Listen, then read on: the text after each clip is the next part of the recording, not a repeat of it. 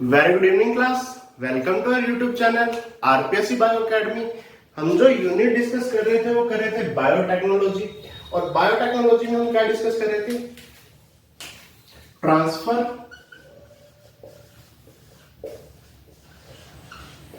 Of rDNA into host cell. Host cell में rDNA का transfer करना। ठीक है, अगर मैं बात करूं तो हमने दो तरीके के ट्रांसफर पढ़े थे। एक पढ़ा था इनडायरेक्ट मेथड द्वारा,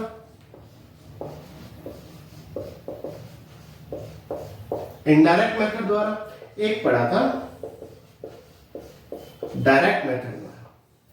इनडायरेक्ट मेथड द्वारा हमने पढ़ा था TI plasmid, Ri plasmid.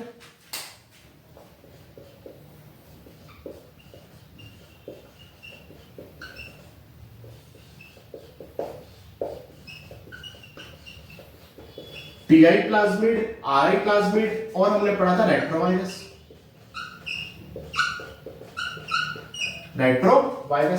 Direct method में हमने कौन कौन से पढ़े थे? इसमें एक पढ़ा था लाइपोसक्शन, जब हमने क्या बनाए थे? लाइपोसोम बनाए। लेजर पढ़ा था, बायोलिस्टिक्स पढ़ा था, केमिकली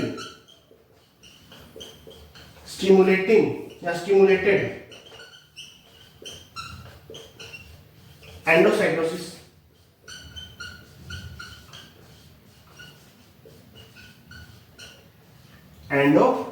पढ़ा था।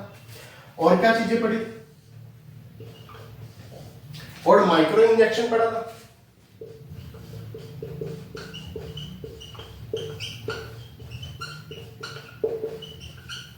क्या पढ़ा था? माइक्रो इंजेक्शन पढ़ा था। फाइबर के द्वारा पढ़ा था कि फाइबर के द्वारा भी हम क्या कर सकते हैं? जीन ट्रांसफर कर सकते हैं। और इलेक्ट्रोपोरेसिस पढ़ा था।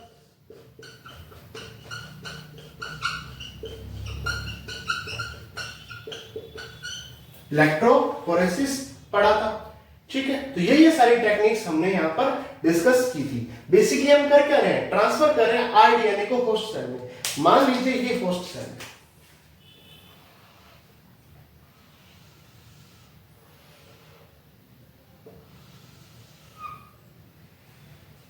क्या है?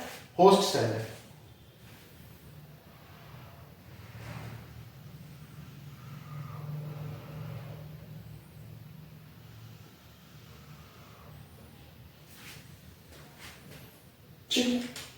अगर मैं आगे बात करूं तो होस्ट सेल क्या रूप हो सकती है? होस्ट सेल बैक्टीरिया भी हो सकती है, एनिमल भी हो सकता है, और प्लांट भी हो सकता है। होस्ट सेल के रूप में तो आप कुछ भी ले सकते हो, बैक्टीरिया भी ले सकते हो, एनिमल भी ले सकते हो, प्लांट भी ले सकते हो। और यहां पर होगा क्या? अगर ये बैक्टीरिया है तो बैक्टीरिया में सबसे बाहर होगी सेल वॉल, अंदर की तरफ होगी सेल मेम्ब्रेन, बाहर की तरफ क्या होगी? सेल वॉल होगी, और अंदर की तरफ क्या होगी? सेल मेम्ब्रेन होगी। ठीक है, अगर बाहर की तरफ सेल वॉल है, बैक्टीरिया है, तो बैक्टीरिया की सेल वॉल किसके द्वारा बनी होगी?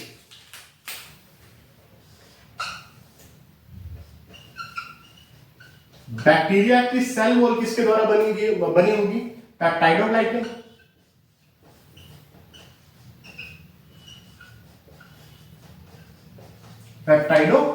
होगी।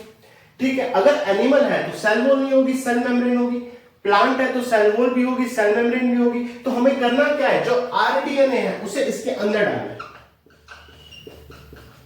तो हमें सेल वॉल और सेल मेम्ब्रेन को पास करते हुए जो बैक्टीरिया, जो यहां पर साइटोप्लाज्म है या न्यूक्लियस है, उसके अंदर किसको डालना है? आरडीएनए को डालना है। अगर बैक्टीरिया है तो साइटोप्लाज्म में डालना है, और अगर बैक्टीरिया नहीं है, प्लांट सेल है या एनिमल सेल है, तो उसे न्यूक्लियस के अंदर यहां पर ट्रांसफर करना है आरडीएनए। ठीक है, तो हमारे बैरियर क्या है? सेल वॉल और सेल मेम्ब्रेन।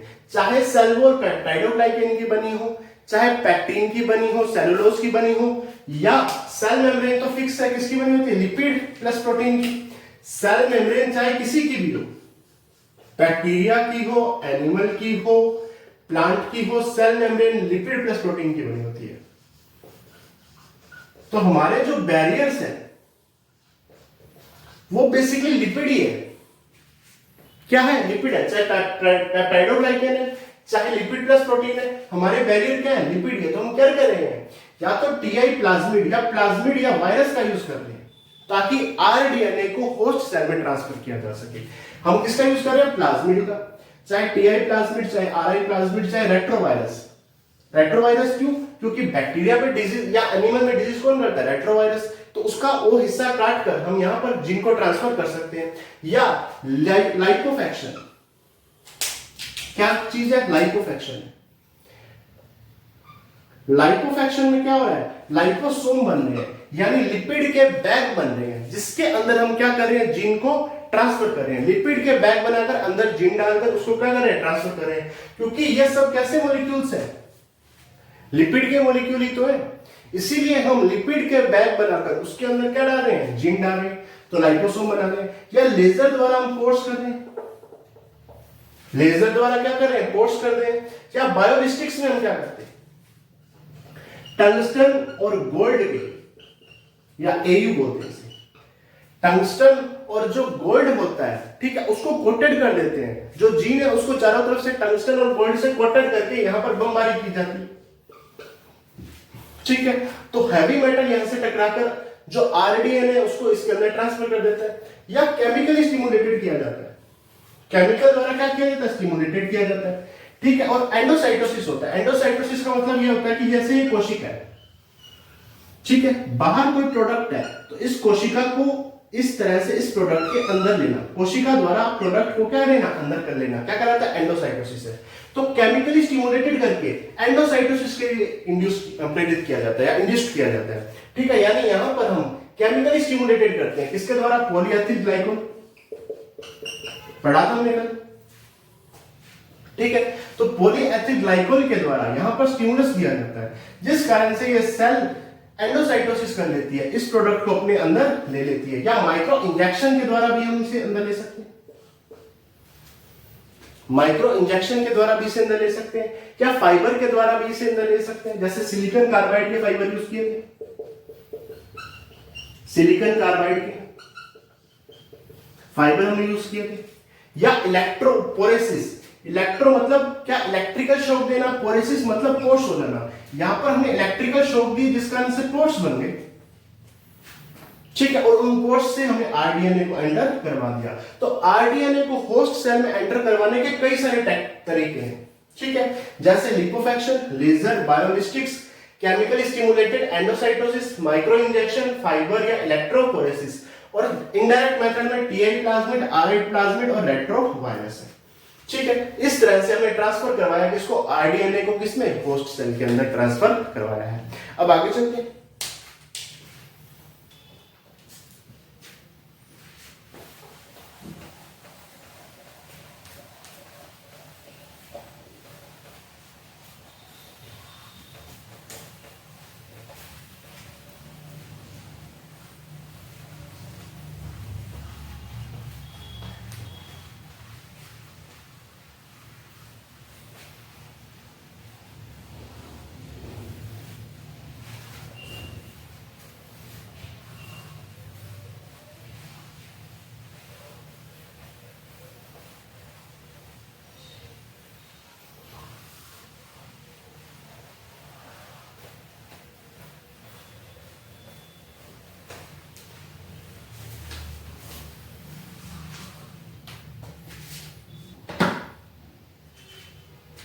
देखिए अब हम अंतिम स्टेप पर चलते हैं, लास्ट स्टेप पर चलते हैं, वो है obtaining the foreign gene product. हमें जो जीन का प्रोडक्ट है, जो फॉरेन जीन हमने इंसर्ट की थी उसका जीन का जो प्रोडक्ट है उसे ऑब्टेन करना। ठीक है, हमने जो फॉरेन जीन या डिजायर्ड जीन जो वेक्टर में इंसर्ट की थी उसे अब होस्ट सेल में डाल दिया। अब वहां से हम क्या कर रहे हैं, और प्रोडक्ट को ऑब्टेन कर रहे हैं। ठीक है, इसके लिए हमें बेसिकली क्या करना पड़ेगा, जो जीन होगी, ठीक है, वो अपना एक्सप्रेशन देगी या एक्सप्रेस करेगी, खुद को एक्सप्रेस करेगी। कब करेगी, जब उसे एप्रोप्रिएट कंडीशन मिलेगी।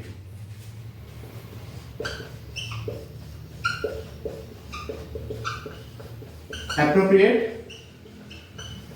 कंडीशन मिलेगी तो वो जीन क्या करेगी, अपने आप को एक्सप्रेस करेगी। वो जीन यानी डीएनए,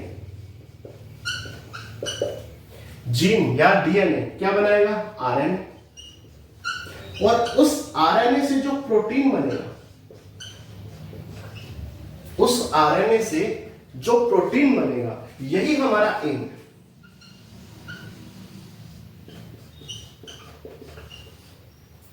क्योंकि ये जो प्रोटीन बन रहा है ये हेट्रोलोगस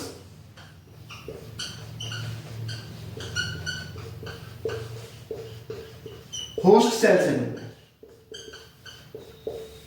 हेट्रोलोगस होस्ट सेल से बन रहा है। या ये प्रोटीन किससे बना है, आरडीएनए से बना है, रिकॉम्बिनेंट डीएनए से बन रहा है। ठीक है, ये डीएनए कौन सा है, रिकॉम्बिनेंट डीएनए तो है, इसीलिए इस प्रोटीन को क्या बनेंगे, रिकॉम्बिनेंट प्रोटीन, रिकॉम्बिनेंट प्रोटीन। अब जैसे ही हमारे पास वो रिकॉम्बिनेंट प्रोटीन आ गया, ठीक है, उसे लार्ज स्केल पर बनाया जाएगा। ठीक है, उसे लार्ज स्केल पर क्या किया जाएगा, बनाया जाएगा, उसे बड़े स्केल पर प्रोड्यूस किया जाएगा और उसके बाद उसकी डाउनस्ट्रीम प्रोसेसिंग की जाएगी। ठीक है, देखिए जो जीन है या जो डीएनए है वो अपना एक्सप्रेशन देगा। कब एक्सप्रेशन देगा, जब एप्रोप्रिएट कंडीशन होगी तब वो अपना एक्सप्रेशन देगा। और डीएनए से क्या बनेगा, आरएनए, आरएनए से क्या बनेगा, प्रोटीन, और जो प्रोटीन बनेगी वही हमारा एम है। क्या है, एम है। ठीक है, क्योंकि हमारे पास हेट्रोलोगस होस्ट सेल है, ठीक है, या रिकॉम्बिनेंट डीएनए से ये प्रोटीन बन रहा है, इसीलिए इसे क्या बोलेंगे, रिकॉम्बिनेंट प्रोटीन बोलेंगे। अब आगे चलते हैं।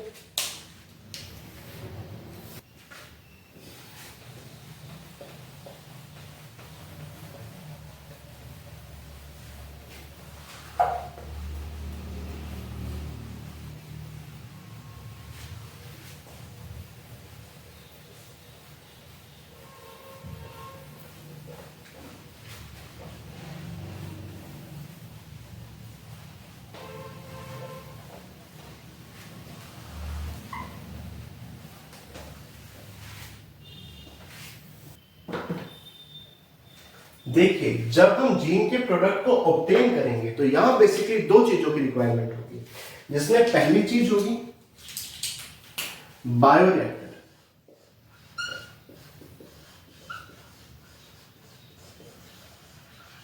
बायोरिएक्टर्स, और जो दूसरी चीज होगी वो होगी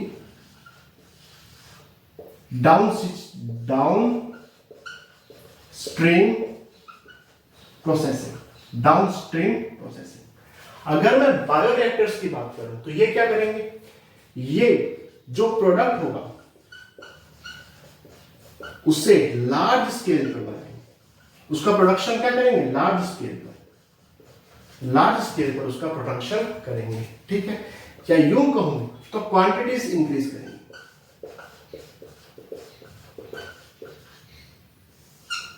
डाउनस्ट्रीम प्रोसेस वो होता है जब प्रोडक्ट हमारे पास बनकर रेडी है तो हम क्या करेंगे, सबसे पहले उसका प्यूरिफिकेशन करेंगे, उसे प्यूरिफाई करेंगे,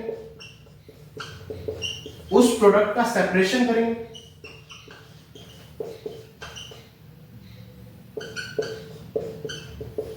उसकी टेस्टिंग करेंगे,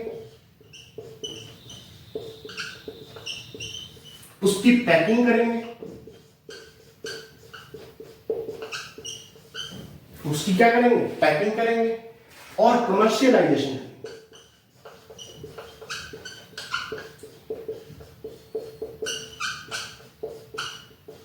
देखिए, बायोरिएक्टर्स क्या करेगा, जो प्रोडक्ट हमारा बन रहा है उसे लार्ज स्केल पर बना देगा, ठीक है, या उसकी क्वांटिटीज इंक्रीज कर देगा।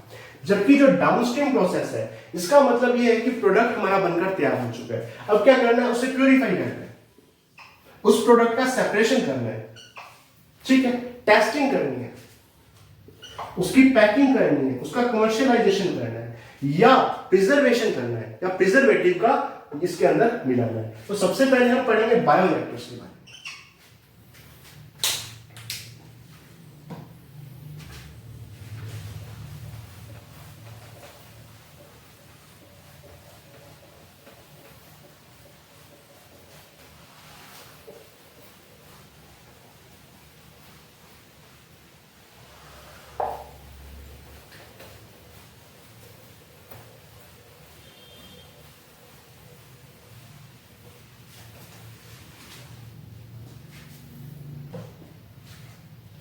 देखिए सबसे पहले पढ़ते हैं बायोरिएक्टर्स।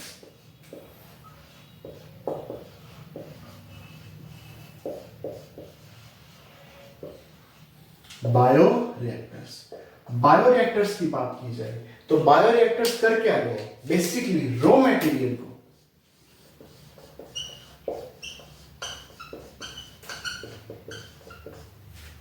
स्पेसिफिक प्रोडक्ट में चेंज करते हैं।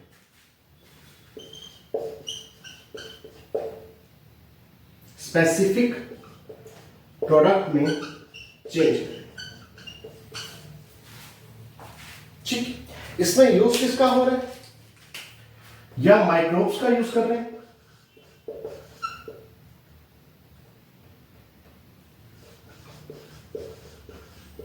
माइक्रोब्स का यूज किया जा रहा है, माइक्रोब्स यानी बैक्टीरिया वगैरह का यूज किया जा रहा है, ह्यूमन का यूज किया जा रहा है, प्लांट्स का यूज किया जा रहा है, या एनिमल्स का यूज किया जा रहा है। बेसिकली इसमें रॉ मटेरियल को स्पेसिफिक प्रोडक्ट में चेंज किया जा रहा है, ठीक है। और यहां पर हम क्या कर रहे हैं, बेसिकली उसका प्रोडक्शन को इंक्रीज कर रहे हैं, उसके प्रोडक्शन को लार्ज स्केल पर लेके जा रहे हैं, रॉ मटेरियल को स्पेसिफिक प्रोडक्ट में चेंज किया जा रहा है, या इसे कन्वर्ट किया जाता है। कैसे कन्वर्ट किया जा रहा है, बायोलॉजिकली कन्वर्टेड, क्योंकि ये सब क्या चीज है, ये बायोलॉजी तो है, जीवन ही तो है इन सब में, तो क्या कैसे कन्वर्टेड है, बायोलॉजिकली कन्वर्टेड।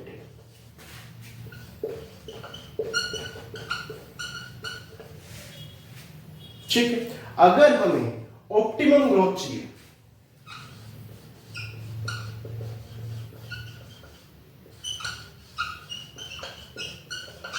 क्या चाहिए, ऑप्टिमम ग्रोथ चाहिए। जैसे हमने बायोरिएक्टर में क्या डाल दिया, माइक्रोब्स डाल दिए, हम जानते हैं कि माइक्रोब्स की क्या चाहिए, ऑप्टिमम ग्रोथ चाहिए, ठीक है। या यूं कहूं तो ऑप्टिमम क्या चाहिए, प्रोडक्ट चाहिए, ऑप्टिमम ग्रोथ या प्रोडक्ट मान लो। तो ऑप्टिमम प्रोडक्ट के लिए हमें ऑप्टिमम कंडीशन रखनी पड़ेगी।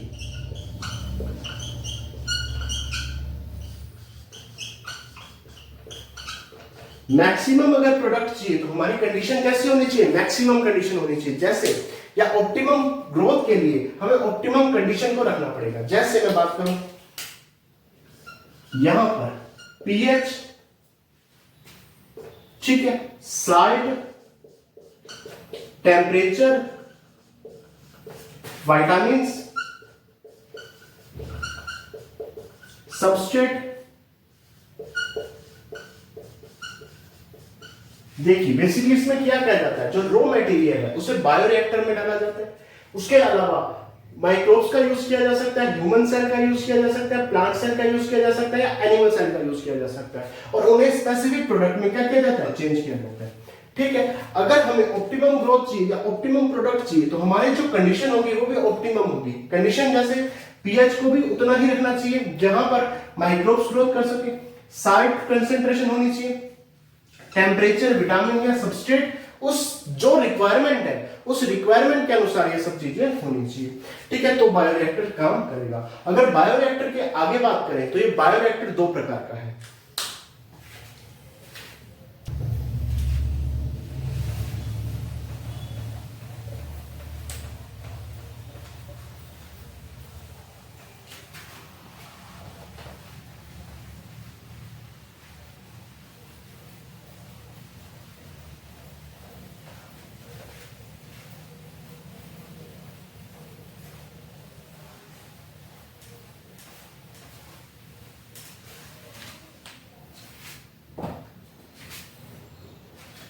देखिए, जो बायोरिएक्टर हमारे यूज में आता है वो है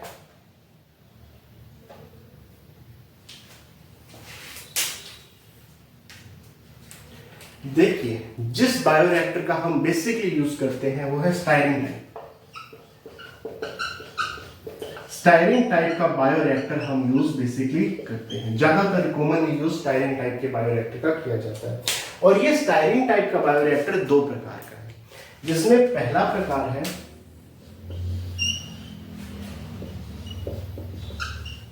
simple stirred tank bioreactor. Simple stirred tank bioreactor. इस बायोरिएक्टर में क्या किया जाता है?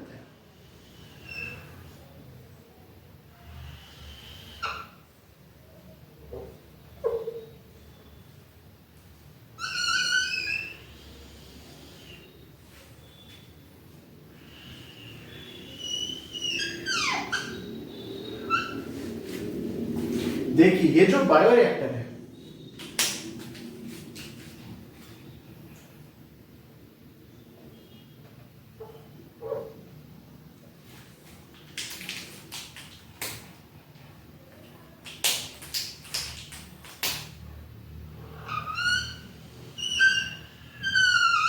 ये ऊपर और नीचे कर्व शेप का होता है। किस शेप का होता है? कर्व शेप का होता है। ठीक है। इस बायोरिएक्टर के चारों तरफ एक जैकेट बनी जाती है।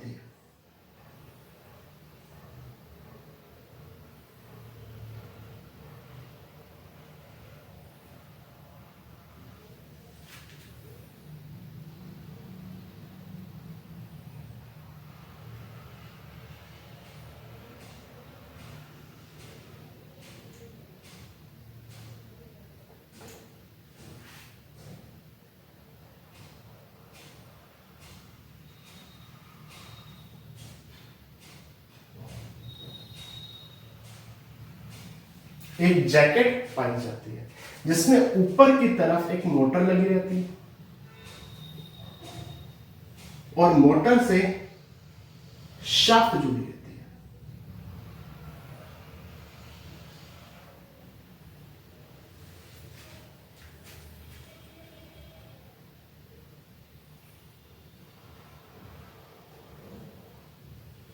ठीक है। इस शाफ्ट से ब्लेड जुड़े रहते हैं।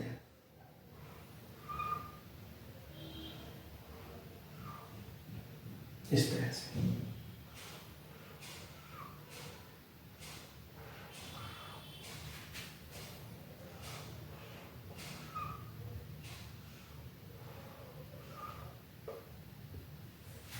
क्या जुड़े रहते हैं? ब्लेड जुड़े रहते हैं, जिसे यहां पर रोटेट किया जाता है। यहां पर इस तरफ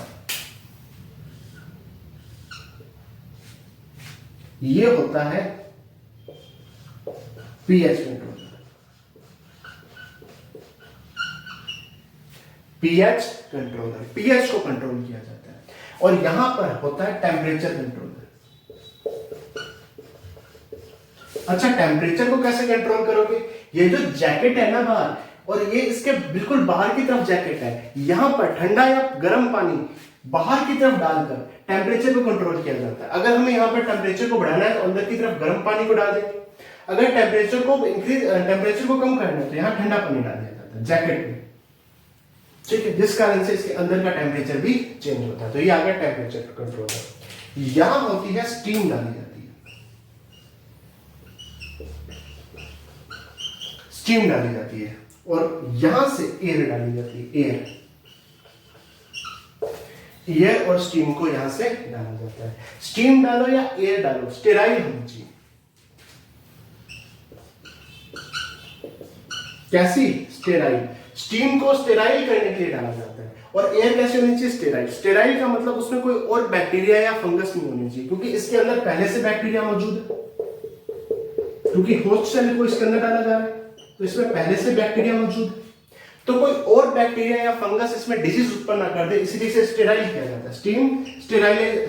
स्टेराइलाइजेशन के लिए स्टीम को डाला जाता है। और एयर कैसे डाली जाती है? स्टेराइल एयर को डाला जाता है। ठीक है, ये ब्लेड होते हैं।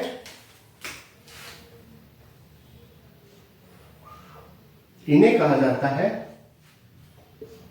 फ्लैट ब्लेड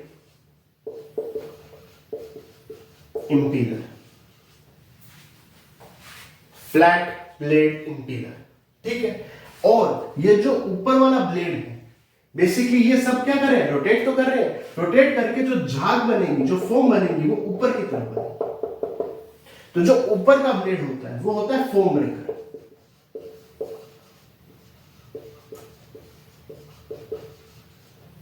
क्या होता है, फोम ब्रेकर, फोम को ब्रेक करता है। जो फोम ऊपर, जो झाग ऊपर बन रही है उसको क्या करता है, ब्रेक करता है। और यहां पर एक चीज और डाली जाती है, कल्चर ब्रोथ डाला जाता है। कल्चर ब्रोथ डाला जाता है। देखिए इसके अंदर बैक्टीरियाज है। क्या है, बैक्टीरियाज।